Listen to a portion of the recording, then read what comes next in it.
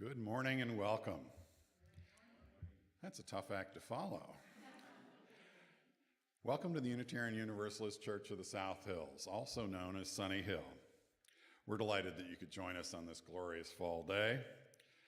Our mission here at Sunnyhill is to create a more just and compassionate community within and beyond our walls. My name is Bradley Convis. I'm grateful to serve as a worship associate for this congregation. If you're a newcomer or visitor to our congregation, either in person or online, please go to sunnyhill.org and click on the button that says New to Sunnyhill. There you can receive more information about our congregation and sign up to receive the email newsletter called The Beat. If you're joining us online today, please say hello or good morning in the in the chat function. That way we can communicate directly with you and welcome you to our church. For all of those who are here in person, as a gentle reminder, please silence all noise-making devices so as to not interrupt the service or the music. If you have a restless infant or toddler, please feel free to haul them off to the little prison cell there with a window. There you can hear and see the service.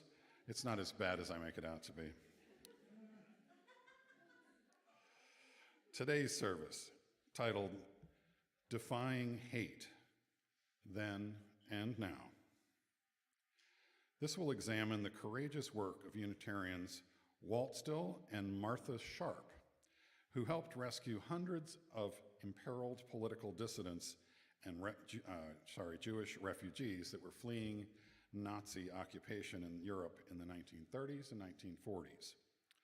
What does it mean to defy hate in our own time? And how do we go about this vital task? Our opening words today were written by Gary Kowalski. We gather here to worship, to seek the truth, to grow in love, to join in service, to celebrate life's beauty and find healing for its pain, to honor our kinship with each other and with the earth, to create a more compassionate world, beginning with ourselves, to wonder at the mystery that gave us birth, to find courage for the journey's end, and to listen for the wisdom that guides us into the quietness of this moment. Please join me in saying the words for lighting our chalice.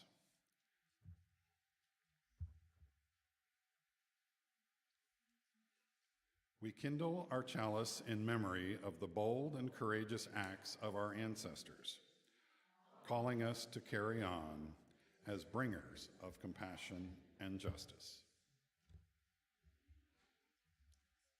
Good morning. Please rise and bow to your spirit for our opening hymn, Come Thou Fount of Every Blessing.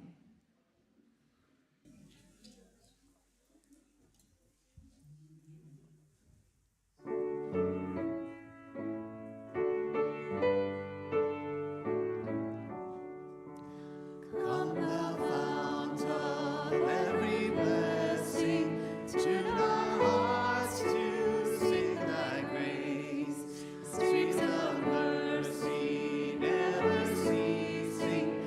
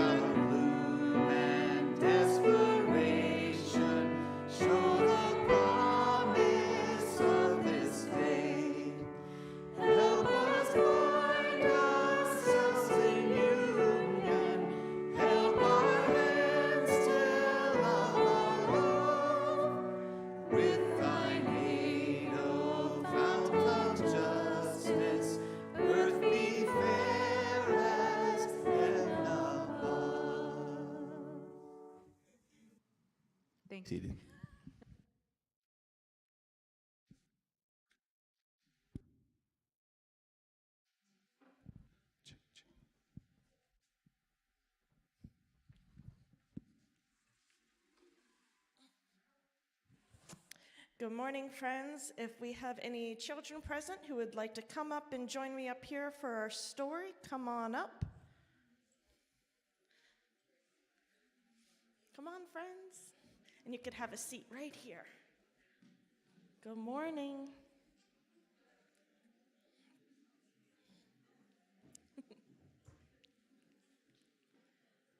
Oh, so good to see so many faces today.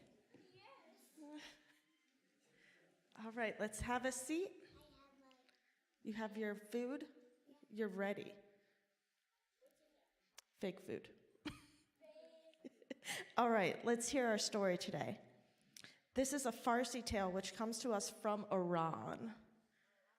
Once upon a time, a queen sat on her balcony eating rice cakes and honey, which is called asal, with her chief advisor.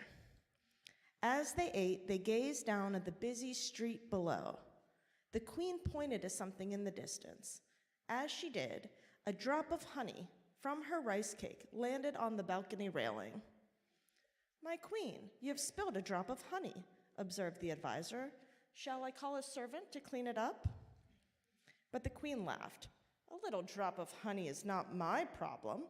Someone will clean it up later." They went on eating and talking as the drop of honey warmed in the sun and began to slowly drip down the side of the railing until it landed onto the street below with a plop. "Your Highness," the advisor said, "that drop of honey has now fallen into the street where it's attracting flies. Shouldn't we call someone to clean it up?" But again, the queen yawned lazily and replied, "A little drop of honey and a few flies are not my problem. Someone can deal with it later." Soon a lizard darted out from underneath the palace wall and began to catch the flies on her tongue.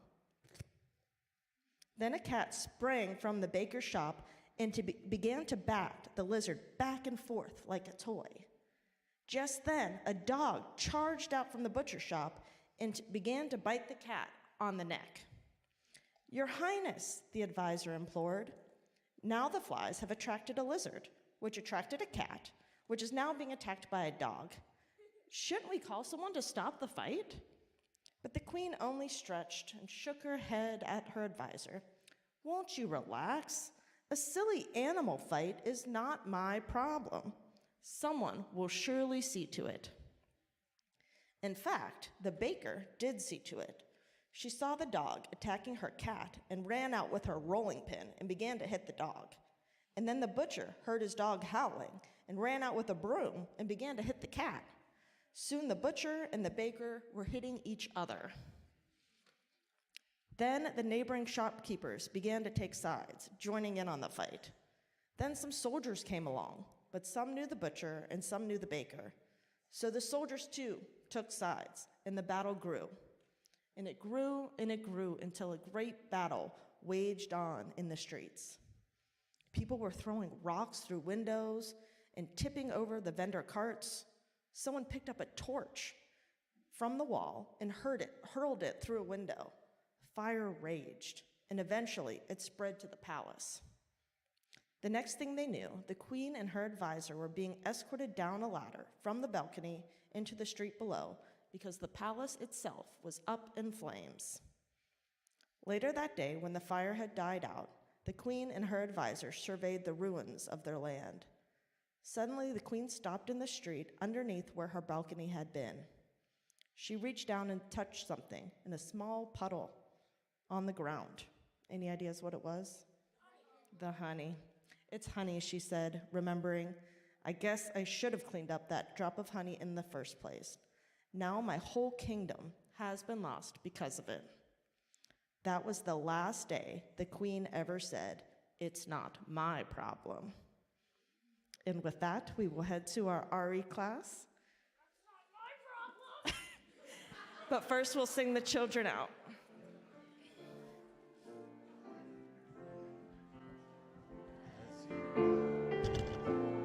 Surround you as you go. Know our love To go, you go, as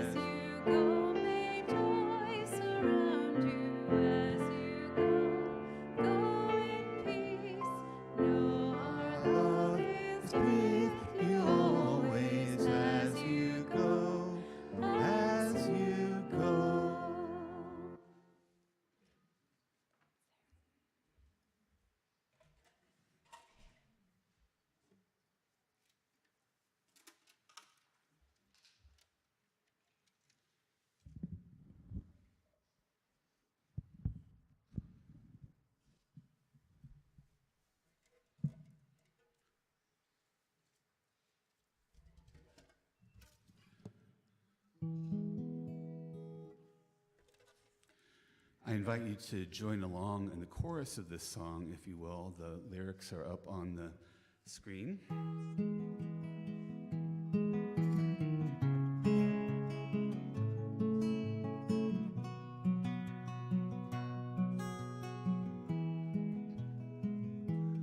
I am willing, and I am willing, for to be hopeless would seem so strange. It dishonors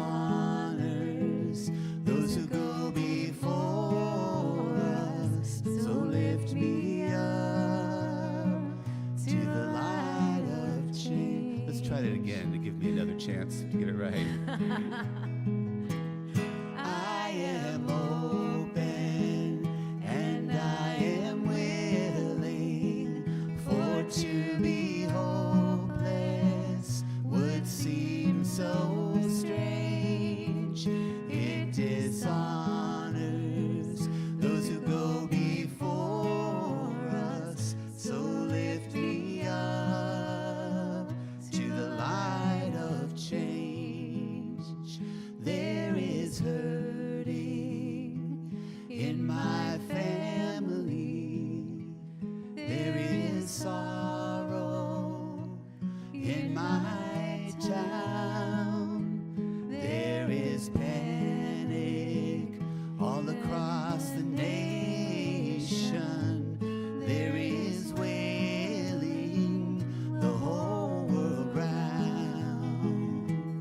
I am open and I am willing, for to be hopeless would seem so strange.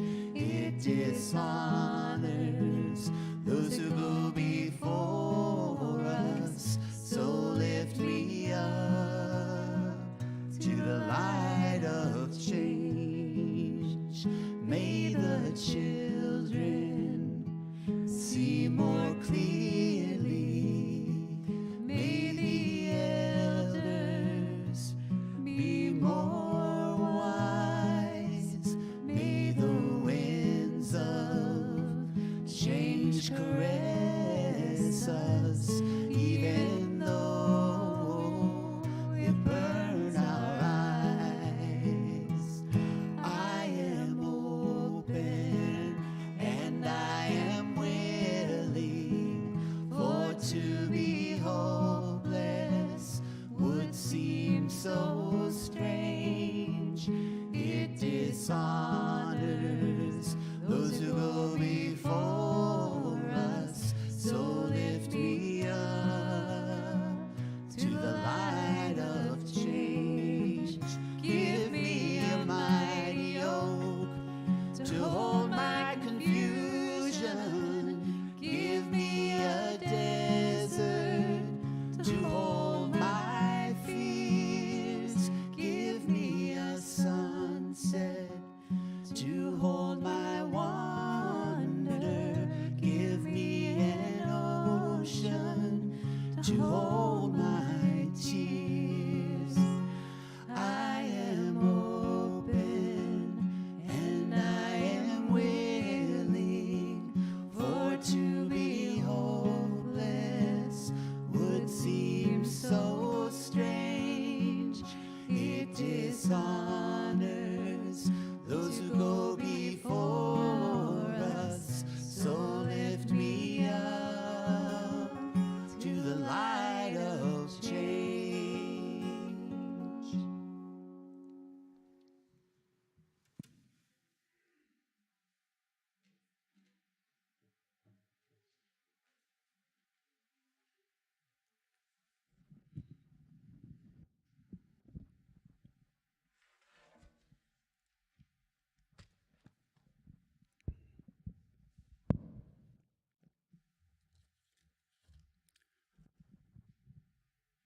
This is the time in our service when we share joys and sorrows that have been submitted by members of the congregation.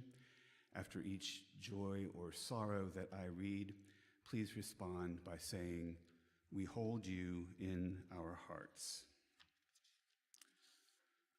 A joy following a sorrow from Cindy Menser, who had suffered some complications from a knee surgery she had a couple of weeks ago. Cindy says, "Thank you everyone for your positive thoughts and well wishes for my surgery and recovery. I am so lucky to be a part of this wonderful, loving Sunnyhill family. To Cindy, we hold you in our hearts."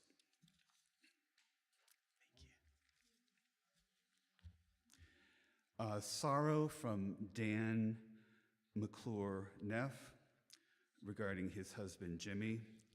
He says, "Jimmy's grandmother passed away while we are isolating for COVID. Please keep Jimmy in your thoughts during this difficult time."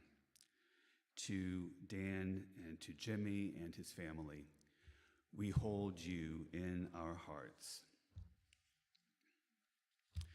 A joy from the Craig family. Christy says, "Casey has started her rehearsals for her first show at Lincoln Park Performing Arts Center, Rudolph the Red-Nosed Reindeer." To Casey and the Craig family, we hold you in our hearts. From Colleen Kimberlin, joy. Theo performed Sally's song from Nightmare Before Christmas at their fall performance. They were amazing and flooded with compliments. It was a magical evening for us. To Colleen and child, we hold you in our hearts. Please join me in the spirit of meditation or prayer.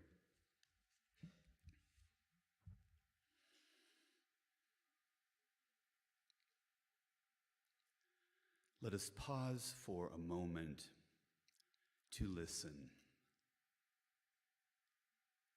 to hear with the ears of our ears open, that we might know what sings in our hearts. It might be a somber song of lament, a song that touches those deep, aching places where loss has left emptiness and crimson scars. It might be a song of pure joy, a song that flutters and soars in wild arcs, taking us to awe-filled heights of absolute wonder.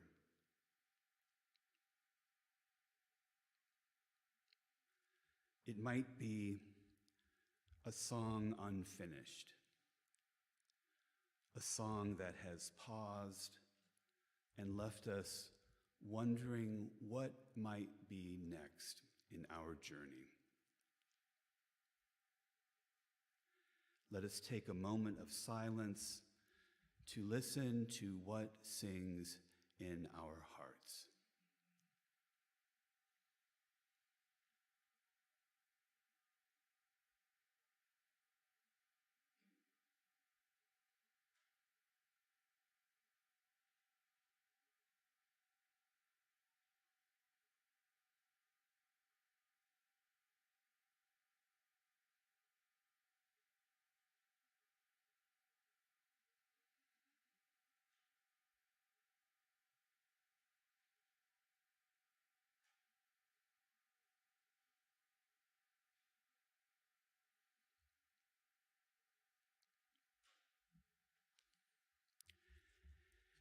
In all the songs of our hearts, we detect stirrings of something more, stirrings that lead to something unknown. May we remember to listen to these songs, and may we find in them solace and courage, beauty, and wonder to face whatever is ahead. Amen.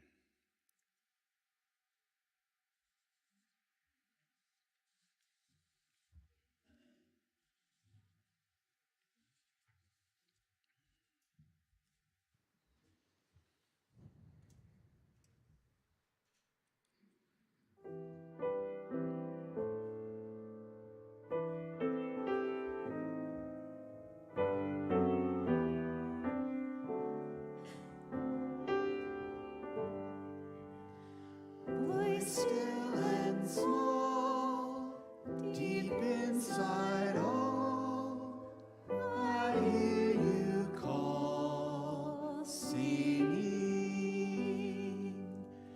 In storm and rain, sorrow and pain, still will remain, singing. Calming my fears, quenching my tears, through all the years, singing.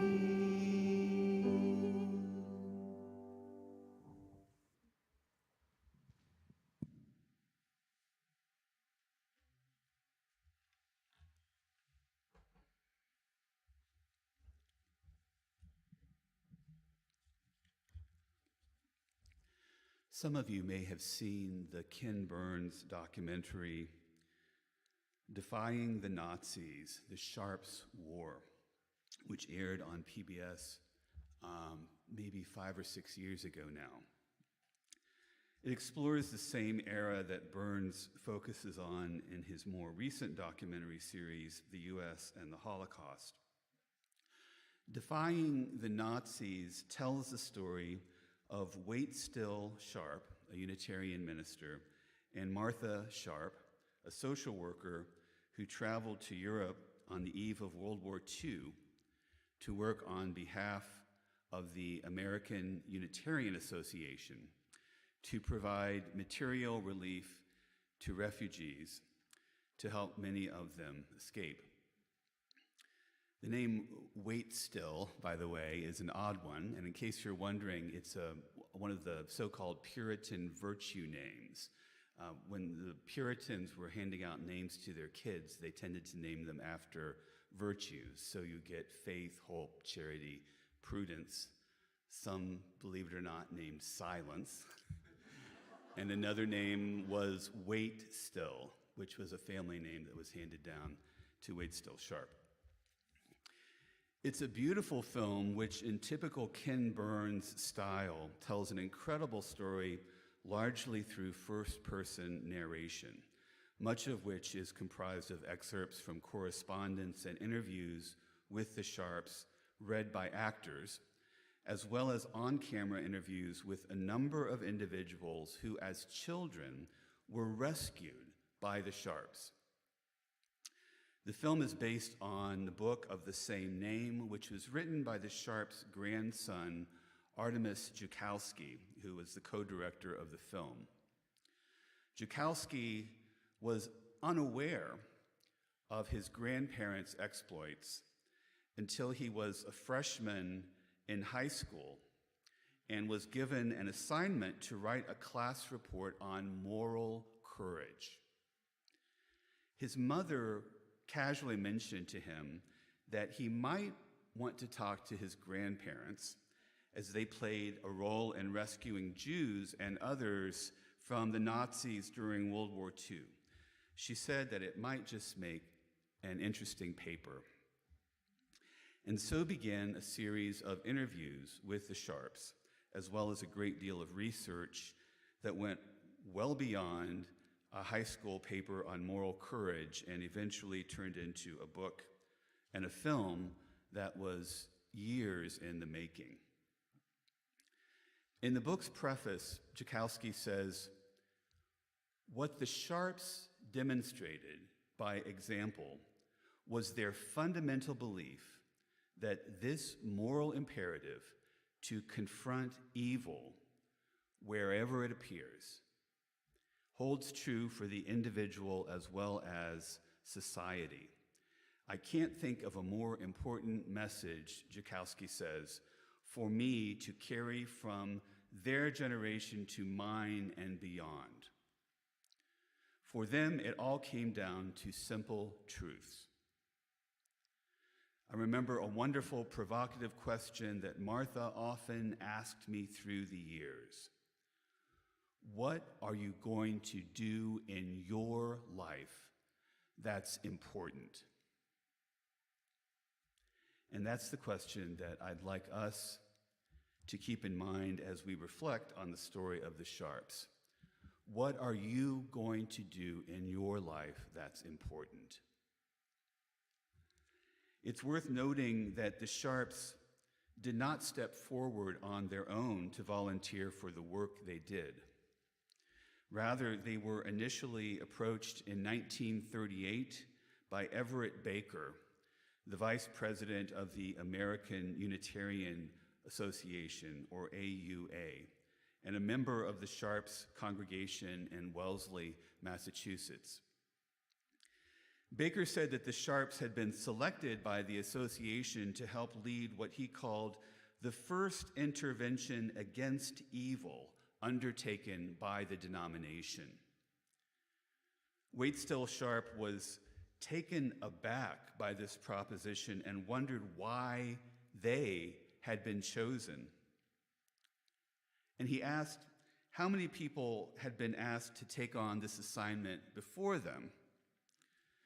As a young minister serving only his second parish, his first parish was in Meadville, Pennsylvania, by the way, he knew that he couldn't have been the first choice. Baker responded, 17, meaning that 17 other individuals or couples had turned down the AUA's request. Sharp asked why all these people had said no, and Baker replied, they didn't want to impair their professional advancement. They didn't want to break up their families. They think a war is definitely coming. They don't want to be in danger. The Sharps, who were at that time the parents of 2 young children, ages 7 and 2, could easily have said no to Baker for precisely these very same reasons. But they didn't.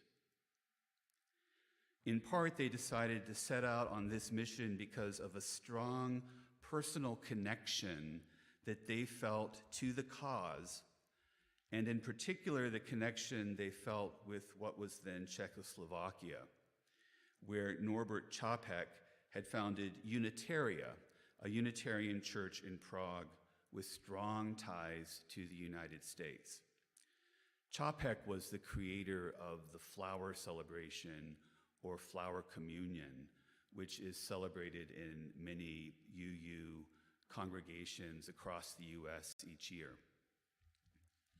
At this time, in November of 1938, the Sudetenland region of Czechoslovakia had been annexed by the Germans, and the rest of the country was in grave peril.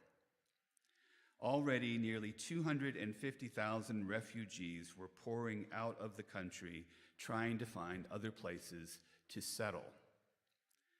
That same month, in a show of brute force and a foretaste of what was to come, on what became known as Kristallnacht, the Nazis destroyed 267 synagogues and attacked and looted 7,500 Jewish businesses. An estimated 91 Jews were killed that night, and 30,000 Jewish males were sent to concentration camps, where many perished.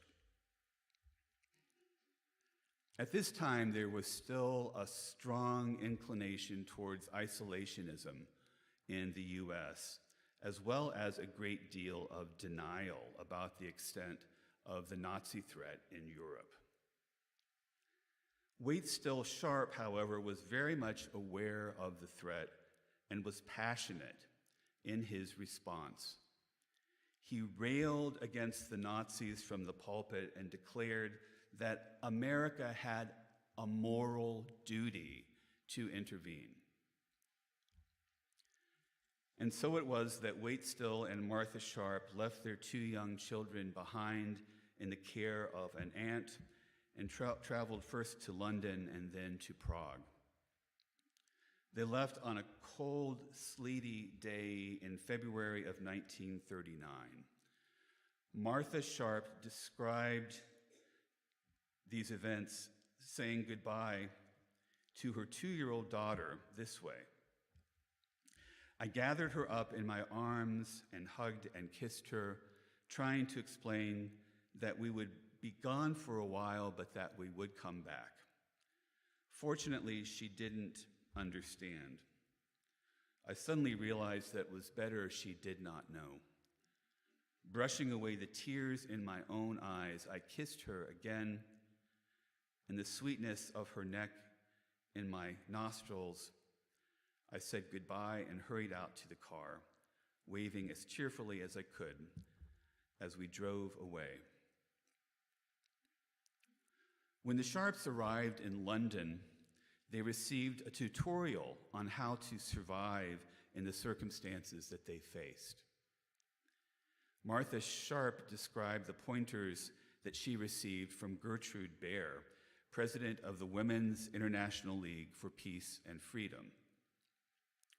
"She offered and thereupon gave me a short course in some of the memo-taking techniques which cannot be easily deciphered, and if you can't make notes, how to memorize key words to remember important data. She also suggested various methods of destroying incriminating papers. She explained how to ascertain if you are being shadowed and various ways to elude your follower." In Prague, the Sharps' work began in earnest. In order to get people who were in danger out of the country, they had to arrange for visas and for letters from people in France or England or the United States who would vouch for them and take responsibility for employing them. Many of these individuals in Czechoslovakia were wanted by the Nazis and could exit the country only by using false identification, which the Sharps helped arrange. Many of those who were unable to leave arranged for their children to leave, and Martha Sharp helped organize some of these groups of children, many of whom would never see their families again. Waitstill Sharp became an expert in money laundering and found ingenious ways to exchange Czech currency, which was worthless outside the country, for Western currency, which the refugees could claim when they reached their eventual destinations in Paris or London or New York. Just 6 weeks after the Sharps arrived in Prague, the Nazis marched into the city and began the full-scale occupation of Czechoslovakia, making the Sharps' job even harder and filled with life-threatening challenges at every twist and turn. I'm not going to go into much further detail about the Sharps' exploits, but the book and the film unfold like a spy novel, with tension and intrigue, as well as many acts of genuine heroism on the part of the Sharps and others who were involved in this life-saving work. The Sharps came home to Wellesley in September of 1939, only to be asked to return to Europe again, this time to France, as some of the very same people that they had rescued from Czechoslovakia and moved to Paris were once again in peril in a German-occupied France. This time, Martha Sharp said no. She said they'd done their part and that their children needed them. But Frederick May Elliott, president of the AUA, announced from the pulpit of the Sharps church that they were returning to Europe. And so they went. Friends and family members believe that this second trip to war-torn Europe was the beginning of the end of the Sharps' marriage. Although their second trip overseas was very successful, they were never quite the same as a couple after their return, and they drifted apart from each other. Martha Sharp made an unsuccessful run for Congress in 1946 and subsequently immersed herself in issues and causes related to Jewish refugees and the establishment of Israel as a Jewish homeland. Waitstill Sharp worked for the AUA on various social justice issues before returning to parish ministry several years later. The couple divorced in 1954. Martha Sharp had received a lot of flack about leaving her young children behind during their wartime trips to Europe, and even today, some people are quick to judge her as a neglectful mother. Perhaps not surprisingly, the same criticism is rarely, if ever, leveled against the children's father. And there's no doubt that the work that the Sharps did and their long absences did, in fact, have an impact on the family and on the children's lives. They were not, however, neglected. They were well cared for and loved. Their parents did everything they were capable of doing to help the children and give them a stable childhood, even in the midst of challenging times. But the question I found myself asking as I watched the film and read the book was, would I do the same thing if I were in their position? If Susan Frederick Gray, the current president of the UUA, were to come to me today and say, Jim, we need you to travel to Lebanon, where millions of Syrian refugees are living in camps, or Poland, where millions of Ukrainian refugees are staying, and help provide some humanitarian aid and arrange for visas for as many of them as you can. What would I say? But I don't think that's really the point of the film, and I don't think that that's necessarily the right or appropriate question. Would you do the same thing that the Sharps did? I think that the appropriate question is the one that Martha Sharp asked her grandson and others. What are you going to do in your life that's important? We are living in a time of enormous challenges and enormous opportunities. Racial and ethnic tensions are boiling over both here in the US and around the world. The global environmental crisis is producing hundreds of thousands of climate-related refugees, as well as political and economic refugees. There is a movement towards strong-arm authoritarianism, in part as a response to the many crises we have been experiencing. And everywhere we look, hatred seems to be on the ascent. In this context, what are you going to do with your life that is important? Although some of us may do something with our lives that is on a scale similar to what the Sharps did, most of us will not. Most of us, if we take this question seriously, will work on a smaller but still significant and important scale to do things closer to home that can and will make a difference. And all of these smaller acts taken together can have a big impact. Martha Sharp said, One can only manage a miracle every so often. But a series of miracles can happen when many people become concerned and are willing to act at the right time. The time to act is now. Now is the time to reach out across lines of race and class and faith to engage in the process of justice making and healing. Now is the time to welcome the stranger to our shores and into our communities. Now is the time to work to elect leaders who will govern based on real values like love and compassion and justice rather than fear and hatred and division.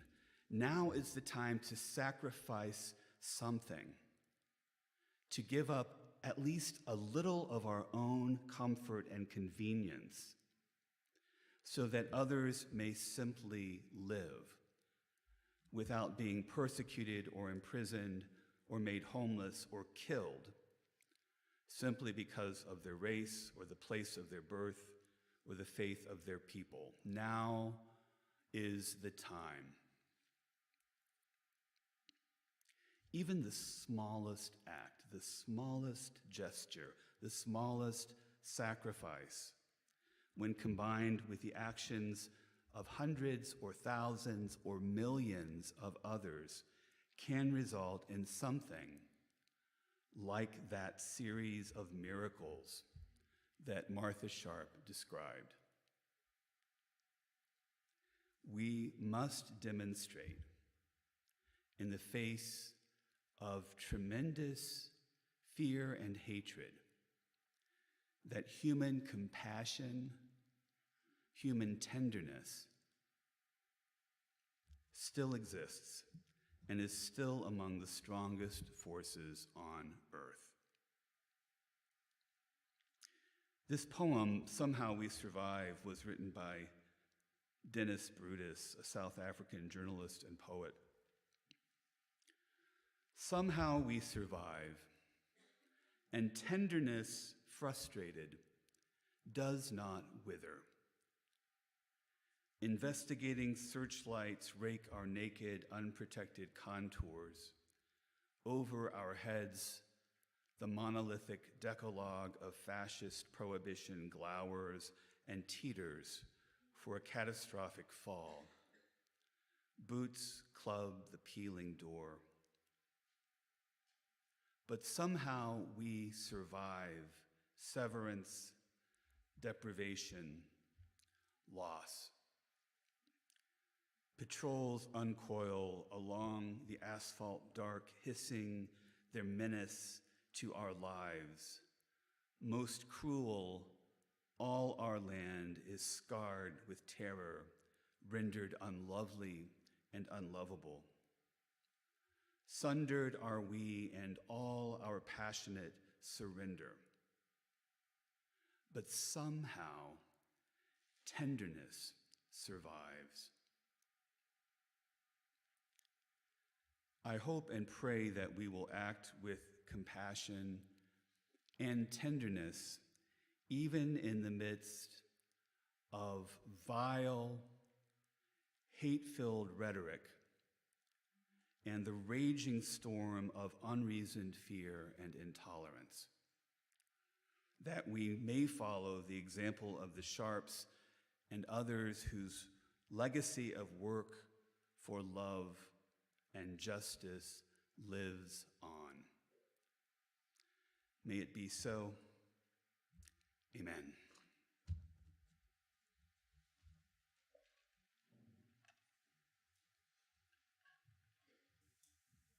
Please rise and body your spirit. For our hymn, Love Will Guide Us.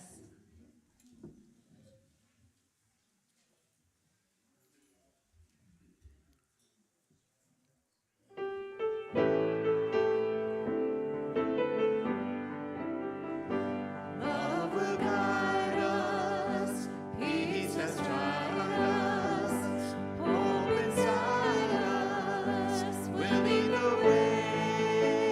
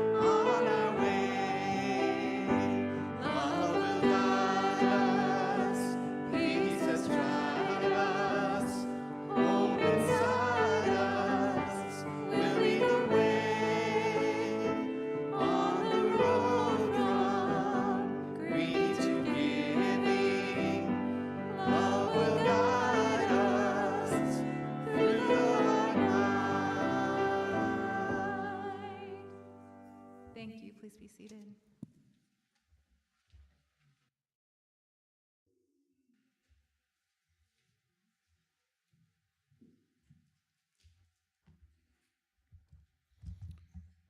It's time for our morning offering.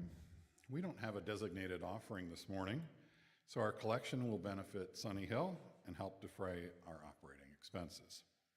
If you'd like to make a gift via our online giving system, you can do so by going to sunnyhill.org and click on the button that says Online Giving.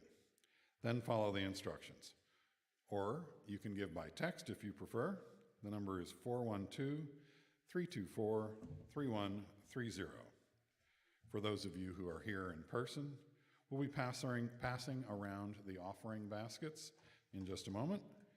And thank you very much for your generosity.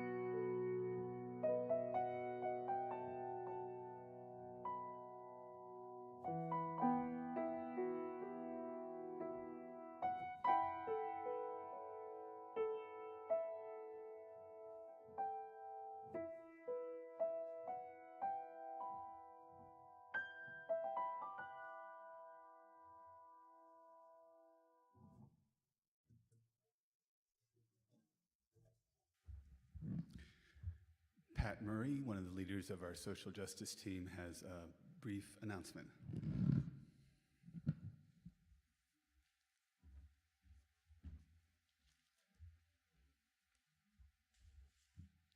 Good morning. I thank Jim for bringing this down a little bit for me. Relative difference in heights. Okay, I every week so far have felt like Jim is giving a big introduction to what I'm going to say. So I have 5 opportunities for you to do something, and it's a lot less than going to Europe and trying to save people from a war.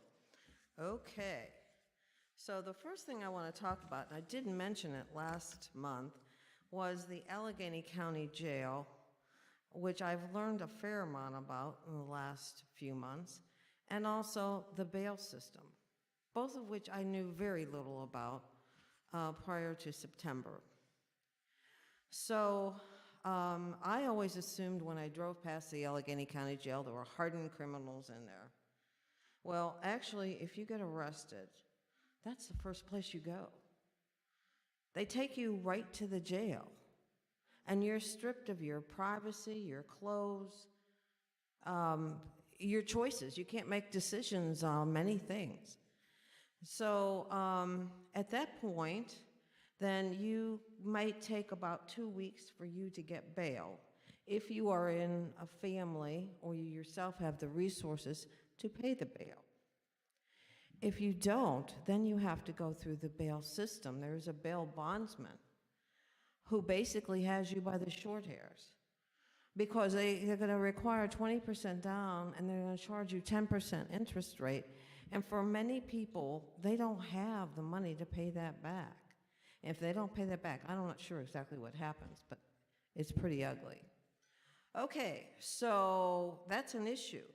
There are states that don't require bail. There are 10 municipalities and 4 states that have, over the last several years, done away with bail for most people. Maybe not everybody, but most people. And those people show up for their hearings. Think about it. If you have a hearing and you don't show up, you know they're coming for you. You're going to have to live underground for how long? Okay, so I wanted to read something to you that I started thinking about in reference to this. And part of this is 70% of the people who are in our Allegheny County Jail are people of color. The majority of those are black. Okay, so the 13th Amendment says neither slavery nor involuntary servitude except as a punishment for crime. And those are big words, except as a punishment for crime. Now, I started going down to the South when I was a baby because I have a lot of relatives in northern Florida. And I saw the chain gangs from when I was first down there. I can't even remember when I first saw them, really. But they were always black. Anyway, so this is something I'm hoping people will be concerned about and want to know what is it they can do. But on top of that, I want to talk a little bit about the jail itself. It is inhumane. And I just hold up, this is a Pittsburgh Courier. You can read the front lines, headlines probably. The conditions are awful. Rat feces in food, rampant roaches, people are cold all the time. People who require daily medication don't get it on a regular basis. I mean, if I have high blood pressure. I don't know what would happen. Okay, so several groups in Pittsburgh are now sending representatives every month to the Jail Oversight Board meeting, which is at the Allegheny County Courthouse, which is between Grant and Ross, and then Forbes and Fifth. And you can participate in that. Just tell me you'd like to go, and I'm going to be going most months. I had a conflict last month because I was showing the film Who You Are, or Who We Are, on race. But anyway, I am going to go, so if you're interested, please let me know. And you just go once. You'll learn something. I was amazed when I went to my first meeting. I learned a lot. And it's not surprising that the Pittsburgh Courier carried this on the front page. There are a number of black social justice groups involved in this effort to try to get the jail to have decent conditions and also to try to fight the bail system. And I did learn a lot by going to bucketbail.org/films. And that bucket is spelled B-U-K-I-T. So it's B-U-K-I-T bail.org. And that is the fund that, actually it was Jim who came up with that fund for our monthly offering a few months ago. And I had never heard of it, but it is a local fund. It was named for a fellow who was in the jail for a few months and then died. And I want to say there are 17 people, I think they were all men, who have died since March of 2020 in the jail. The jail doesn't keep numbers of people who go from the jail to the hospital and then die. Somehow those kind of just get ignored. Okay, so there's a couple of things that, as I said, you could do around this. The other thing I want to let you know is there are 2 meetings this week that I just found out about. The one is tomorrow, but it is available by Zoom, and it's in the Barco Law Building over at Pitt. It's called, the title is How the Dobbs Decision Hurts Women of Color. The speakers include Sydney Etheridge, whom I've heard previously. She's a CEO of Planned Parenthood, and she herself is a woman of color, so I think she'll be a great speaker for that. Also on Friday, there's a discussion on white Christian nationalism, and it's sponsored by PIN. Okay, and we're a member of PIN, but also by several other social justice organizations, Bend the Arc, Power Interfaith, and also by One Hood, which is an organization that services Black artists. So it's in Oakland in the old Pittsburgh Filmmakers site, which is at 460 Melwood. And if you just are interested in either of these, let me know. I can forward my emails to you. So I want to thank you for your attention. And I actually planned this before I knew what Jim was going to say, but our UU Faith asks us to take action, as he gratefully emphasized. So I just wanted to add my new phrase here. Nobody can do everything, but everybody can do something. And I'm hoping everyone here will find something they're able to do or needed.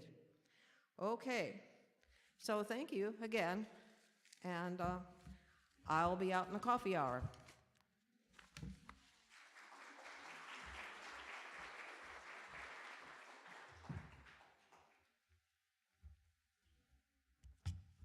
Please join me in saying the words to extinguish our chalice.